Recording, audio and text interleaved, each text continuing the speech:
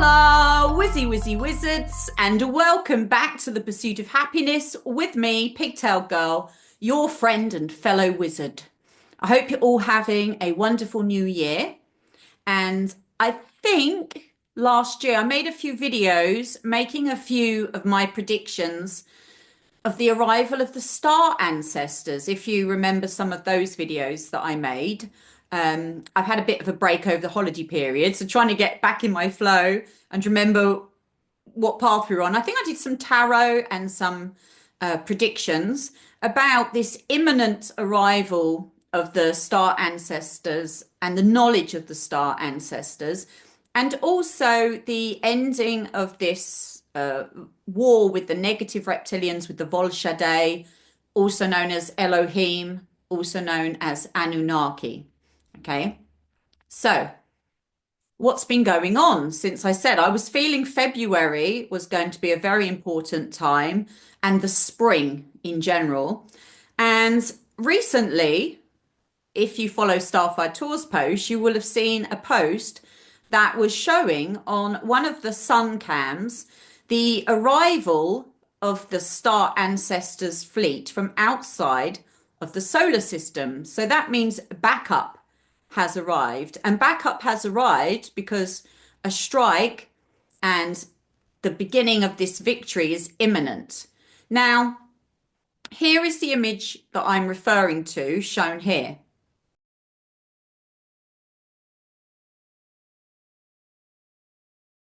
Each one of those streaks is not a camera artifact or a meteor. That is the fleet arriving. Starfire Tour knows this because she's been studying these cameras for years and she knows every artifact, every single thing that can be shown. And also she has her own unique connection to the Star Ancestors, having been created in one of their hybrid operations that you will hear all about in the Time Chronicles if you go there. That was an operation done very, very long time ago. She's quite ancient. Before the Second World War, that's for sure. They were already trying to create beings that would help solve the DMA Volshadei problem on this planet. And that's a real hybrid story right there. So do check that out on the Time Chronicles. So she has revealed that this incoming Starfleet has arrived. And this completely backs up my own intuitive messages that I was getting when I was trying to telepathically communicate with the Star Ancestors, who I also have a connection with, which is why I was drawn to work with Starfire Tour in this lifetime. As some of you may know my backstory, having been visited by a UFO when I was 17 to set me on my path of Star Ancestor connection. And the thing about the Star Ancestors is they only reveal themselves when they want to be seen, right? So you will remember when we were doing the OWOL group manifestations and we were doing a lot of work and we started to do the Time Chronicles, there started to be a new glitch on the sun cam because they know we observe it, showing us a craft right next to the sun. Again, if you go to look at the Time Chronicles, you will see this craft that started to reveal itself. And again, they only reveal themselves when they want to be seen. So it's just like a drip, letting those with eyes that know where to look, how to see them, and that to let us know they're here. Obviously, they don't announce it to anyone not looking for them because they do not wish to create any fear or mayhem. That's the Volshadei that do that, not the true Star Ancestors. And I'd also like to point out that the true Star Ancestors have nothing to do with the Galactic Federation of Light, which is just channeled silly. It's like a fairy tale, you know, with tiny aspects of truth, but there's certainly the Star Ancestors certainly aren't policing the entire galaxy to make sure some cosmic law is upheld, surrounded by ascended masters. That's all hogwash. This is a group of ETs who are connected to our planet. They don't police the whole universe. They're connected to our planet because our DNA through panspermia was from their groups. So by cosmic, they have a cosmic right to come and oversee our development. You know, some people may disagree with the fact they did that, but they were doing that because they knew that if they didn't, the Volshadei would come and they would tamper with us and take over our planet. So they got here before that happened, sped up our evolutionary process and tried to prepare us for this Volshadei arrival. And they arrived about 5,000, 6,000 years ago, installed themselves as our Elohim, Anunnaki gods to rule over us and to get us all to bow down and bring in their slave matrix of deception, because that's what they do. They hijack entire planets and turn us into their slaves. So that's what the Volshadei do. That's the true name for the negative reptilians. The Vol is the dark energy that infects them. Shadei is the reptilians. And there are also normal Shadei who are not Vol infested. And I know for some who've never heard of these things might all sound a bit woo, but you can even hear in the Native American stories the idea of a Wetiko virus that infects people. This is the true source of all the dilemmas here, is this Vol energy that looks for minions and hosts to feed it the negative energy. It's like it needs to feed. It's like a cosmic vampire. So the good news is the fleet has arrived. Now, since this arrival, I was sent a dream, which is often how I communicate or get communications. And in this dream, I was shown many big boomies going off through the window, nuki boomies going through the window with my family, and everything getting blown up. And that's why we have those reboots. The reboots are trying to get us out of this time looping catastrophe where we keep ending up getting the big boomies destroying all life here. And it was triggered by the Volshadei when they had their war with the Star Ancestors, who are our true Star Ancestors, our true family. And the Anunnaki Elohim hijacked their story and resold it to us with them as the main characters. And again, archangels work for Volshadei. They're archangels. The biblical archangels are all false. They're not the true angels. And they were basically the soldiers of the Elohim. They were not angels.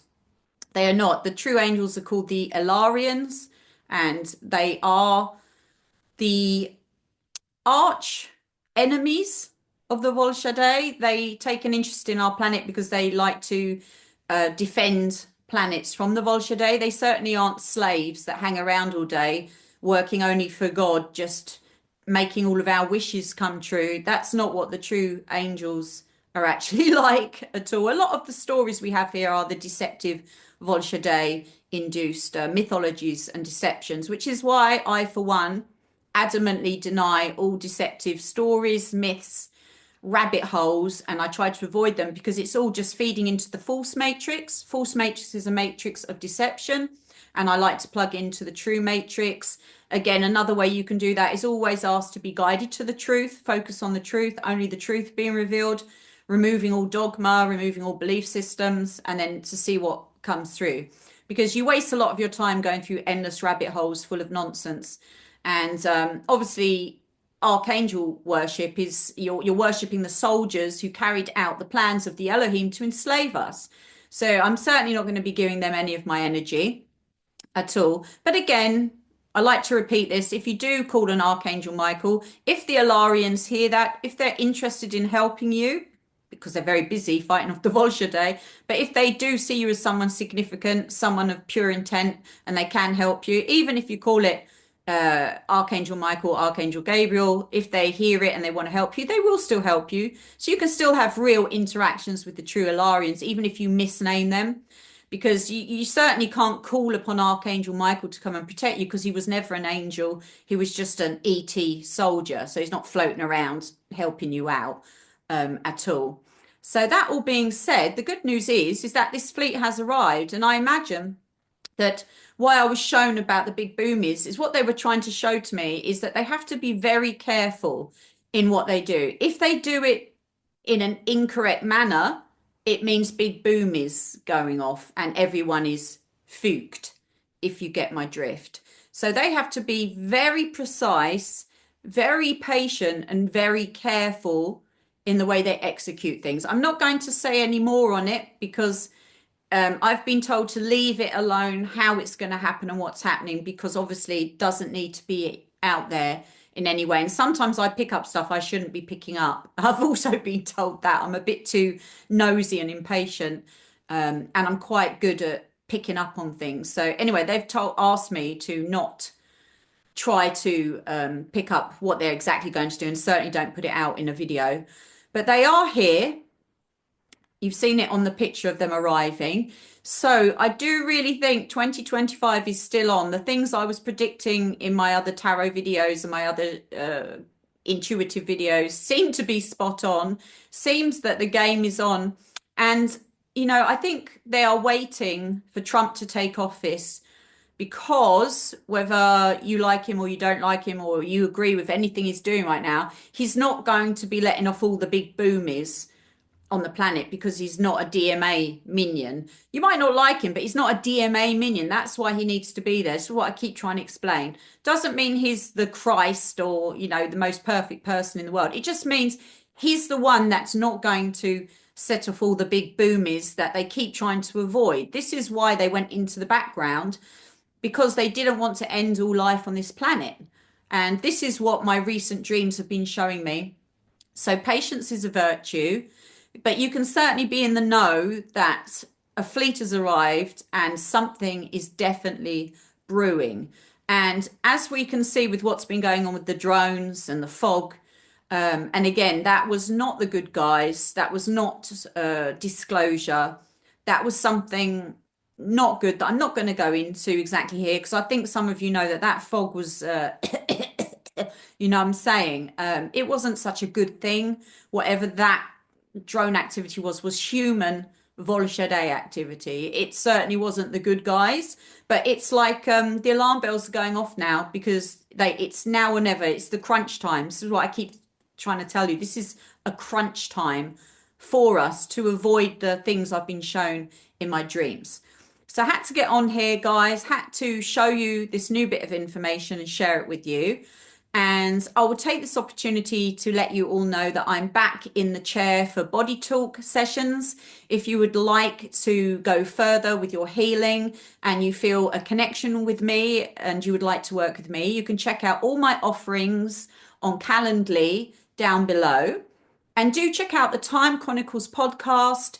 Do check out my Subliminal Junkie channel, where I make subliminals with my body talk healing modalities and my intuition encoded into those subliminals. Because obviously when I do body talk, I can only do one-on-one, right? I can only do like one person 1 hour, one person another hour. There's only so many hours in the day to work with people. So what I really wanted to do was have a way to quickly share with more people, because what I want is more people to be empowered, feeling great, abundant, healthy, wizard, you know, Maximus, Wizardus Maximus energy. It's really my passion is just to get everyone where they want to be, you know, and we need to be better. We need to be empowered, because if we're not, then that's how things like the vol infects us, or the DMA infects us and turns us into its minions. So really do check out my subliminal junkie offerings. You just listen with headphones 1, 2, 3 times a day